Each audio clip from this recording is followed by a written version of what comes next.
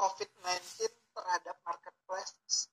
Pertama, Bapak Ibu semuanya, di marketplace itu adalah peningkatan kebutuhan dasar harian dan makanan dan produk kesehatan.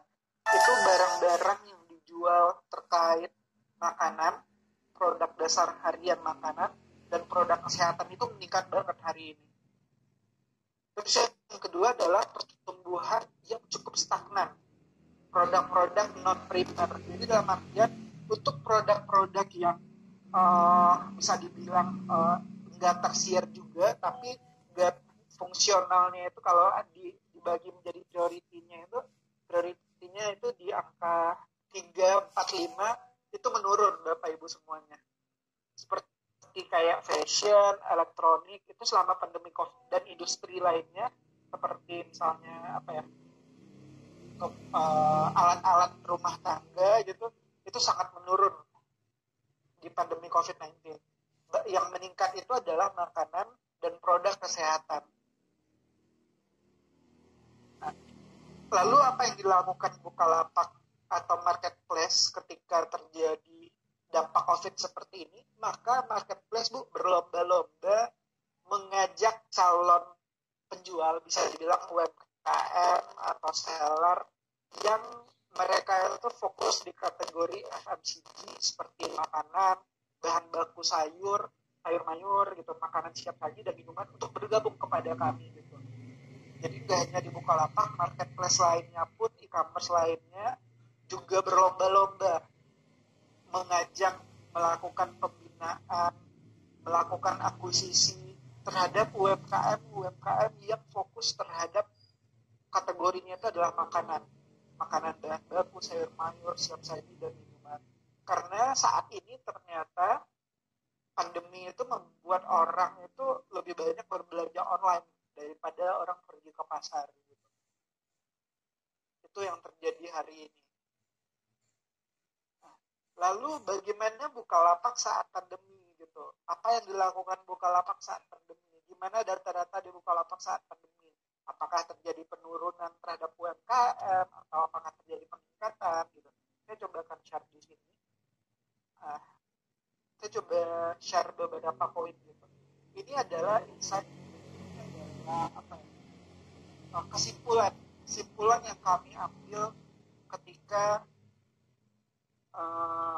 terjadinya COVID-19. Ternyata dengan adanya lockdown di beberapa daerah itu ternyata mengakibatkan perubahan gaya hidup masyarakat. Itu pertama. Dan yang kedua adalah dengan terhambatnya atau dilaksanakannya pembatasan sosial atau PSBB itu menyebabkan banyak pelapak-pelapak, banyak UMKM yang biasanya berjualan offline gak bisa berjualan, akhirnya dia berjualan secara online. Jadi selama pandemi ini banyak peningkatan UMKM yang bergabung bersama Bukalapak untuk berjualan online. Itu yang terjadi di Bukalapak selama pandemi COVID-19. Nah, ini yang bisa kita share, Bu. Jadi kalau ditanya, Mas, apa sih top kategori berdasarkan transaksi yang ada di Bukalapak? Untuk saat ini memang top kategorinya itu elektronik. Ini total ya, Bu, semuanya. Consumer goods, ini lebih kepada sembako, bahan makanan, fashion, peralatan dan perlengkapan aksesoris otomotif, hobi dan koleksi dan kesehatan. Ini adalah data tahun 2019 yang saat ini berbeda sekali kondisinya.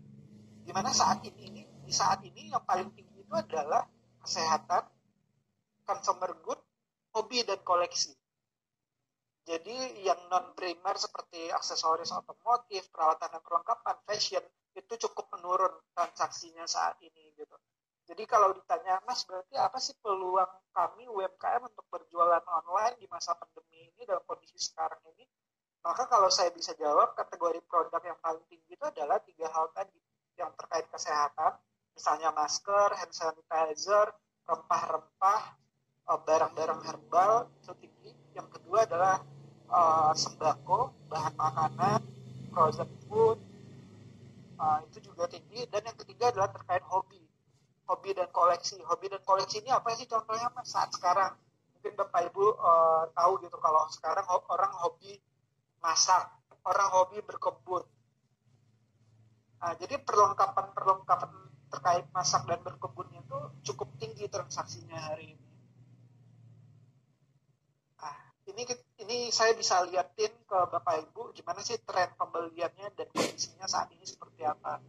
Di sini saat bulan Maret itu, selama bulan Maret itu orang itu belanjanya itu adalah hand sanitizer, disinfektan, obat-obatan gitu. Namun setelah Maret, April sampai hari ini, karena aktivitas itu lebih banyak bekerja dari rumah, orang-orang belajar dari rumah, maka yang dibutuhkan, maka yang lebih banyak transaksinya tinggi itu ada 3 hal tadi. Kebutuhan alat-alat tulis, terus adalah games ya permainan lah, games, gaming dan konsol, terus yang ketiga adalah hobi. Ini adalah 3 kategori produk yang saat ini meningkatnya drastis selama pandemi COVID-19. Ini ada gambarannya sedikit nih, Bapak Ibu semuanya. Kalau saya coba, ini bisa dilihat nih peningkatan dari bulan Januari sampai sekarang di bulan Mei gitu. Gimana saya bisa lihat nih yang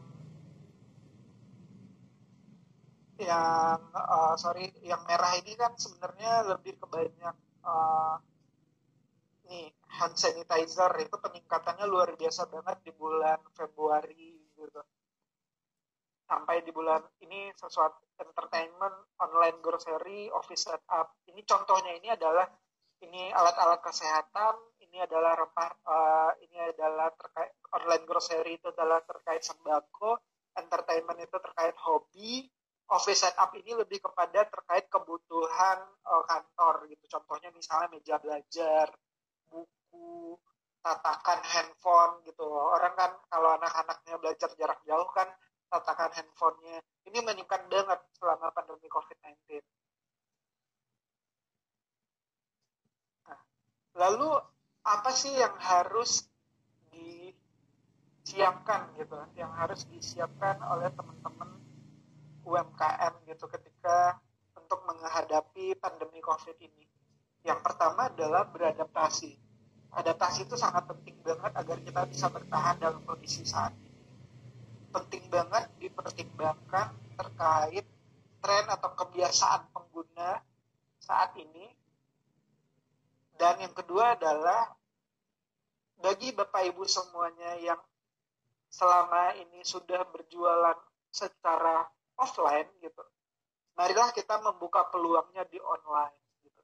Jadi kalau ditanya, Mas, apakah saya harus meninggalkan kegiatan saya yang berjualan offline, misalnya berjualan di warung, nitip barang ke rumah tetangga, nitip ke sekolah anak? Enggak sama sekali.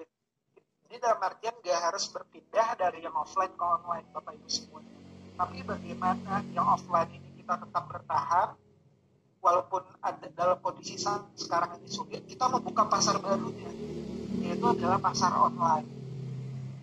Kalau ditanya apakah sebaiknya saya buka di satu marketplace itu Bukalapak, kalau ditanya saya ya bukanya di Bukalapak gitu. Tapi kalau saya sarankan adalah ya Bapak Ibu bisa buka di semua marketplace gitu.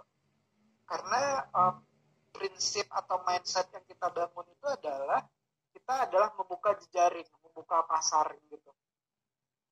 Jadi bukan berarti pindah dari satu pasar ke pasar lainnya, tapi membuka pasar, buka lagi pasar online-nya punya banyak tempat, buka lagi gitu.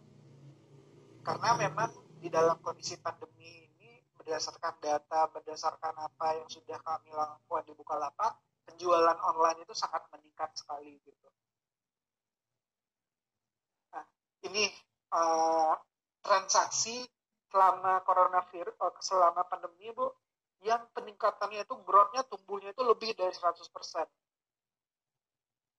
Masker, kacamata ini face shield, yang untuk menutup muka, sarung tangan, obat dan vitamin, peralatan medis, dan alat ukur kesehatan. Jadi dalam artian, selama pandemi COVID ini, kategori kesehatan itu sangat meningkat banget.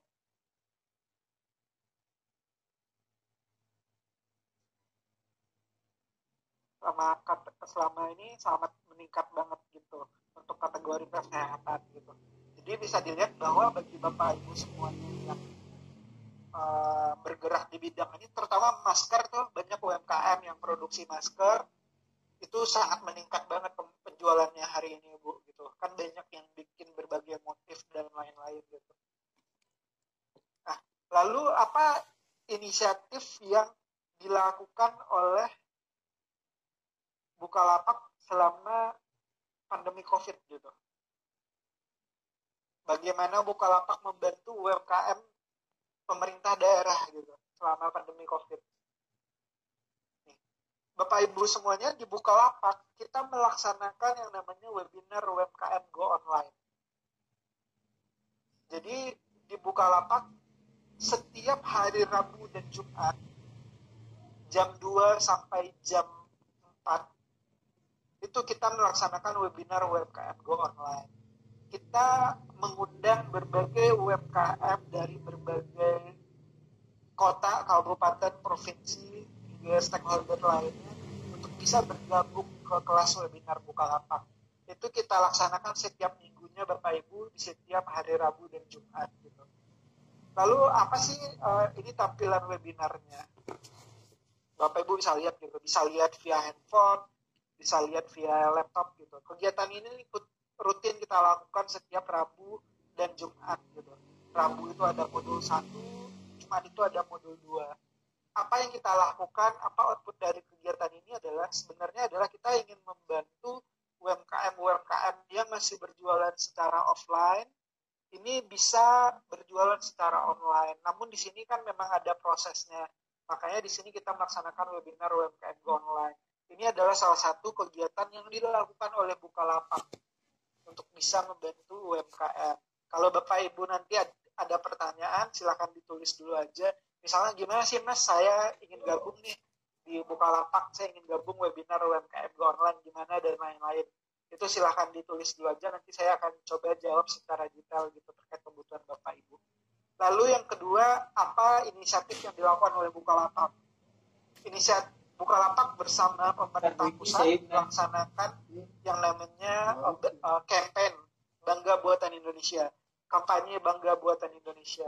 Jadi kalau masuk ke Bukalapak di halaman awal Bukalapak itu, di sana ada banner kayak iklan, di sana adalah Bangga Buatan Indonesia.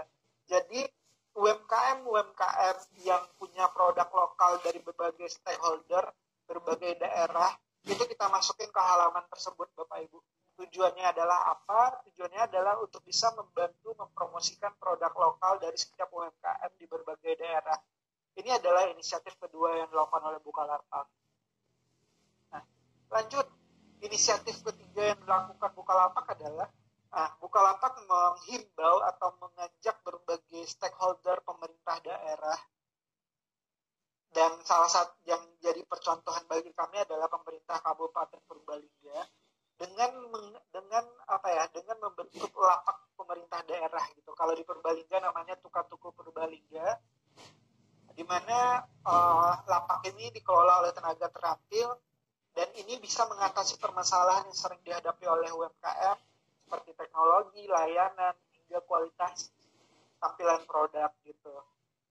Dan ini adalah yang kita lakukan di Purbalingga, yaitu membangun etalase digital, yaitu Tukatuku Purbalingga gitu. Ini adalah inisiatif ketiga yang dilakukan oleh Bukalapak dengan berbagai stakeholder, terutama pemerintah daerah Bapak Ibu gitu. Jadi kalau ditanya apa sih yang bisa kita kerjasamakan, apa sih yang bisa Bukalapak bantu bagi Bapak Ibu semuanya pelaku UMKM, yang pertama itu tadi, kita bisa mengikut sertakan Bapak Ibu semuanya ke kelas webinar Bukalapak yang rutin kita lakukan. Dan yang kedua, jika Bapak Ibu sudah upload produk dan lain-lain, kita bisa mengakomodasinya dalam halaman Bangga Buatan Indonesia. Terus yang ketiga, kita bisa hubungkan juga dengan Tukatuku Purbalingga gitu. Kebetulan ada Pak Adi juga di sini gitu. Nah, itu yang bisa dilakukan oleh Bukalapak untuk bisa membantu UMKM selama pandemi COVID-19 gitu. Nah, Dan di sini saya juga sebar linknya, nanti saya akan kirim di chat. Di sini Bapak Ibu semuanya sudah bisa nonton sih di YouTube cara bergabung menjadi pelapak. Gimana sih cara kami bergabung menjadi pelapak, Mas, gitu. Nah, di sini di Bukalapak itu ada linknya, Bapak Ibu bisa buka. Terus kalau ditanya, Mas, kita pengen ikut webinar nih, gitu. Gimana ya, gitu, cara ikut webinarnya. Bapak Ibu bisa klik link event di sini, gitu. Link event di sini, nanti bisa daftar langsung. Atau ada cara kedua, gitu. Nanti saya akan bikin sesi khusus juga mungkin bagi UMKM Purbalingga untuk bikin webinarnya gitu. Nanti akan ada webinar UMKM Go Online di Bukalapak. Nanti kami dari Bukalapak juga bisa menyediakan platform agar UMKM di Purbalingga bisa ikut. Ini ada halaman Bangga Buatan Indonesia juga, linknya nanti saya akan kirim ke pesan di chat. Terus ada halaman tukar tuku Purbalingga juga yang pastinya sebagai portofolio atau sebagai percontohan bagi kami di Bukalapak agar bisa ditiru di berbagai daerah. Sekian Bu presentasi dari saya. Mungkin kalau saya bisa simpulkan dari penjelasan saya tadi ada dua hal.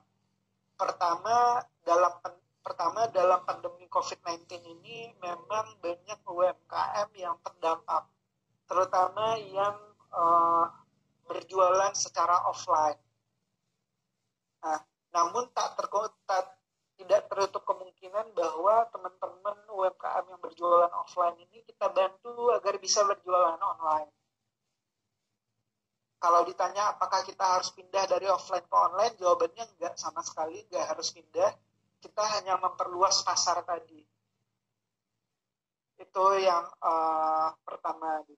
Yang kedua adalah memang kategori-kategori produk tertentu itu mengalami penurunan, terutama terkait barang-barang yang non-primer. Contohnya kayak fashion, alat-alat elektronik gitu. Namun terjadi peningkatan terhadap 3 kategori barang, yaitu barang-barang yang berhubungan dengan kesehatan, masker, hand sanitizer, rempah herbal, itu meningkat. Yang kedua terkait sembako, misalnya bahan-bahan makanan, frozen food, itu sangat meningkat banget. Terus yang ketiga terkait hobi. Hobi itu lebih kepada aktivitas yang bisa dilakukan oleh orang di rumah.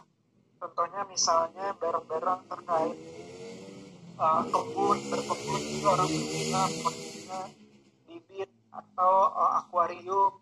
Terus satu lagi terkait masak, terus terkait olahraga, tapi olahraga di rumah, misalnya lari atau alat-alat yang terkait olahraga lah, hobi yang bisa dilakukan aktivitas di rumah.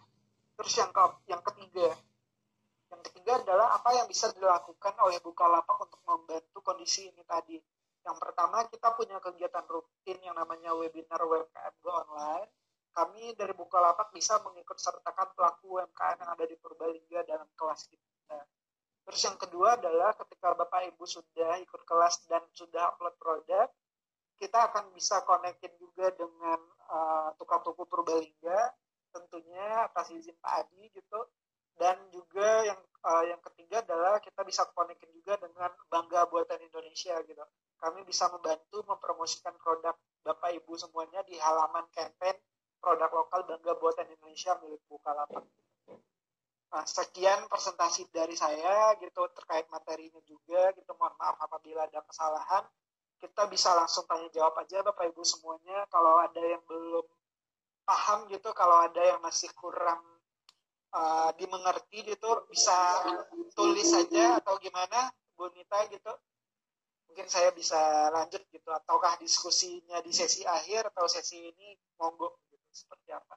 Terima kasih. Assalamualaikum warahmatullahi wabarakatuh. Baik, terima kasih Mas Aksa. Baik Bapak Ibu, seperti tadi yang sudah dijelaskan oleh Mas Aksa ya, dari Bukalapak mencoba memberikan banyak alternatif ya Mas Aksa ya. Iya. Banyak alternatif pilihan agar Bapak Ibu sekalian para pelaku UMKM bisa menggunakan teknologi agar dapat memperluas pasar produknya ya Mas ya. Ada 90 juta kemungkinan ya untuk bisa dibeli barangnya. Dibeli ya, lebih tepatnya dibeli di pasar Bukalapak ini. Dan tadi jadwal hari Rabu dan Jumat ya Mas Aksa ya? Iya, nanti kita bisa atur juga Bu dengan Bapak Adi mungkin dari Dinkom. Kita bisa undang kasih slot bagi pelaku UMKM di Purbalingga untuk ikut kelas webinar kita. Kalau webinar kita itu benar-benar teknis Bu. Jadi dari awal sampai akhir gimana cara bergabungnya nanti akan diajarkan di sana.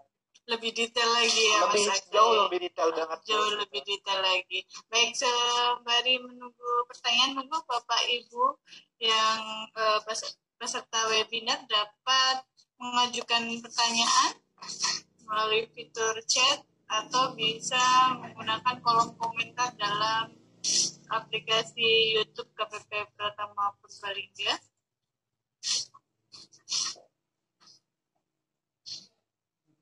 Ini kalau bahasa Purbalingganya Mas Aksa, mumpung ada ahlinya. Belum terlalu ahli Bu, semoga bisa membantu sih.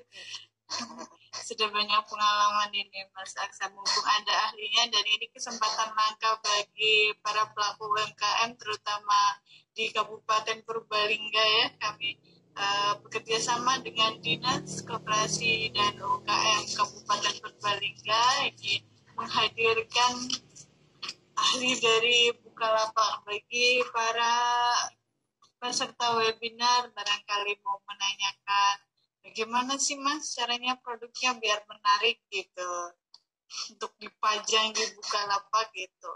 Kiranya apa aja sih Mas? Ini dari saya dulu mungkin ada tips and triknya gimana caranya biar produk itu kelihatan menarik gitu. Padahal sebenarnya mungkin rasanya udah enak kalau kita tadi yang seperti disampaikan oleh Mas Aksa, udah banyak yang nitip di warung sana sini, udah banyak langganan juga kayak gitu. Tapi gimana sih agar itu bisa menarik bagi dipajang di Bukalapak gitu. Oke. Saya coba jawab ya Bu. Ada 3 hal yang menjadi faktor utama ketika orang melakukan keputusan atau mengambil keputusan ketika berbelanja produk tertentu di sebuah marketplace gitu. Pertama adalah yang paling penting itu adalah terkait foto produk. Kenapa foto produk itu penting? Karena kita bisa lihat Bu bahwa ini saya cerita terkait pelapak pemula ya Bu, belum punya nama sama sekali, belum terkenal barangnya gitu. Saya disclaimer dulu nih, belum terkenal barangnya, masih awal gitu. Lalu apa yang harus disiapkan gitu? Pertama adalah foto produk gitu. Foto produk itu sangat penting banget bagi pemula yang ingin berjualan di online. Karena pertama adalah orang belum kenal produk kita, orang belum kenal orang belum kenal toko kita, lapak kita gitu. Lalu yang kita tawarkan itu adalah barang yang belum dikenal sama orang lain sama sekali. Oleh karena itu kita harus ngasih pandangan pertama yang cukup menarik lah. Makanya foto produk itu sangat penting banget gitu. Terus yang kedua itu adalah terkait deskripsi. Deskripsi produk itu sangat penting banget bagi Bapak Ibu semuanya, apalagi yang punya kategori berhubungan dengan yang namanya makanan. Jadi kalau makanan itu menjadi penting banget tuh detail deskripsinya gitu. Karena kalau ditanya produk makanan itu mayoritas itu sama Bu. Di Purbalingga ada keripik, di daerah lain juga ada keripik singkong gitu. Misalnya jualan contohnya seperti itu gitu. Banyak, hampir di setiap daerah punya keripiknya masing-masing gitu. Bahkan ada yang jenis keripiknya sama gitu.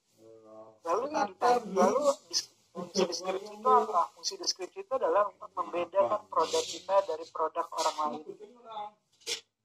Contohnya misalnya keripiknya dari apa gitu, dari sesuatu gitu. Terus yang ketiga adalah terkait judul produk ini juga cukup penting untuk menarik perhatian orang gitu. Ini lebih kepada misalnya barang keripik paling laris di Purbalingga. Misalnya contohnya ini gitu. Nah, sebenarnya 3 hal ini saya bisa bilang bahwa ini sudah dimiliki oleh produk-produk di Tuku Purbalingga sih, Bang. Ini tim Mas Dimas, timnya Pak Andi yang di Tuku ini sangat menguasai banget nih 3 hal itu gitu. Dan itu kalau ditanya Mas gimana sih contoh produk yang fotonya bagus, deskripsinya bagus, judulnya bagus gitu. Ya saya akan bilang bahwa produk yang ada di Tuku Purbalingga itu bukan karena saya bareng sama Purbalingga dan ada Pak Adi di sini ya Bu gitu. Ini saya juga promosikan ke tempat-tempat lain, ke daerah-daerah lain bahwa portofolio kita yang cukup berhasil itu adalah di sana. Gitu. Itu kan Purbalingga gitu. Jadi ini jadi percontohan saya juga sih kalau kami isi webinar di tempat lain. Itu adalah 3 hal yang paling penting banget Bu bagi UMKM. Nah, namun ada nih beberapa dari 3 ini sebenarnya ada satu hal lagi yang penting terkait servis atau layanan. Layanan ini terkait apa nih Mas Aksa? Terkait respon kita ketika ada calon pembeli. Ini nih yang kadang-kadang jadi sedikit hambatan bagi pelaku UMKM. Ini sih yang kadang-kadang jadi sedikit hambatan Bapak Ibunya. Karena kebanyakan dari, saya nggak mengeneralisir ya, tapi ini kebanyakan aja dari pelaku UMKM, Bapak Ibu semuanya, kebanyakan itu sibuk melakukan produksi kan Bu, sibuk memproduksi barangnya, ininya. Sedangkan ketika berjualan online itu kan kecepatan respon itu penting gitu. Contoh, misalnya Ibu belanja, saya penjualnya. Kita nanya ke saya Mas Aksa, ini ada nggak jenis produknya, warnanya ini dan rasanya. Ternyata saya karena sibuk di dapur nih, memproduksi makanan dan lain-lain, saya lupa balas chat. Saya lupa. Akhirnya ibu bisa pindah ke tempat lain gitu, ke lapak lain. Karena saya belum jawab, ya udah saya beli di tempat lain aja. Nah ini yang kadang-kadang sering apa ya? Sering terlupakan gitu. Kondisi-kondisi kalau ditanya apakah ini sulit untuk dilakukan, sebenarnya nggak sulit gitu. Kita bisa melakukannya itu secara bertahap gitu. Kita melakukannya secara bertahap, mungkin nggak usah banyak produk dulu, kita testing dulu ya minimal 10 produk lah. Atau bisa juga kita join gitu. Saya produksi ini, ibu di sebelah produksi ini, kita jualan yuk di Bukalapak gitu. Kita join bareng berdua gitu. Sebenarnya banyak sih strategi yang bisa dilakukan ketika berjualan online sih Bapak Ibu gitu. Mungkin ada pertanyaan lain Bu? Ini belum ada pertanyaan. Di sini udah gabung bersama kita nih Mas Aksa, ada Pak Basuki, beliau dari Rumah Kreatif BUMN Purbalingga. Mungkin bagi para pelaku UMKM Purbalingga sudah nggak asing lagi. Pak Bas bisa bergabung bersama kita, Pak Bas? Siap. Ya, monggo silakan Pak Bas. Mungkin bisa menginspirasi para pelaku UMKM Purbalingga. Tadi terkait Mas Aksa sudah sampaikan gimana sih caranya produk bisa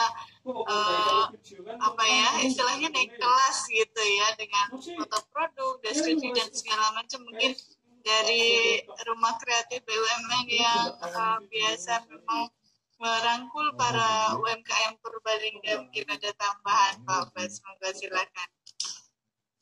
Ya, terima kasih kita. Assalamualaikum warahmatullahi wabarakatuh semuanya. Sehat semuanya Lur. Alhamdulillah pada kesempatan kali ini terima kasih kepada KPP Pratama yang sudah Purbalingga, yang sudah mengajak kami dari rumah BUMN Purbalingga untuk bisa ikut di Zoom meeting kali ini. Mengenai pertanyaan tadi dari Mbak Nita, untuk yang rumah BUMN itu juga selaras dengan apa yang sudah dilakukan oleh Pemda Purbalingga, terutama dari Dinas Koperasi dan UKM. Jadi ibaratnya kalau bahasa Purbalingga itu kami tinggal madai. Nah, jadi sudah diseleksi oleh Pak Adi dan timnya, kemudian kami tinggal madai saja yang sudah jadi, ya kayak gitu. Dan jadi enak sekali kayak gitu. Dan dari rumah BUMN Purbalingga juga memang fokusnya di digital. Jadi nanti apa yang sudah masuk di Tuku juga sudah masuk di Bukalapak. Nah itu kami juga akan membantu inilah promosi online-nya itu, seperti itu. Jadi memang dari tim kami dari RKP Purbalingga itu sekali lagi tinggal ambil yang sudah ada di Tuku atau di Bukalapak, kemudian kami share di tempat lain untuk dijualkan kembali melalui online. Kurang lebihnya gampangnya seperti itu. Alhamdulillah ini karena Pak Adi dan teman-teman dari UKM sudah melakukan seleksi dan juga dari sisi foto, kemudian kualitas, legalitas itu sudah bagus di sana, dan hingga akhirnya kami tinggal membantu di digital marketingnya gitu. Jadi tidak hanya di Bukalapak, kami bantu di beberapa tempat yang lain. Seperti di YouTube kami bikin ini profil usahanya, baik foto maupun videonya. Kemudian kami bantu juga blast di WA, di IG juga kami bantu di silakan bisa dilihat di IG-nya RKP Purbalingga. Sekarang namanya Rumah BUMN Purbalingga. Oke, silakan, jangan lupa di follow ya. Nah itu di sana. Jadi kami pun alhamdulillah membantu Pemda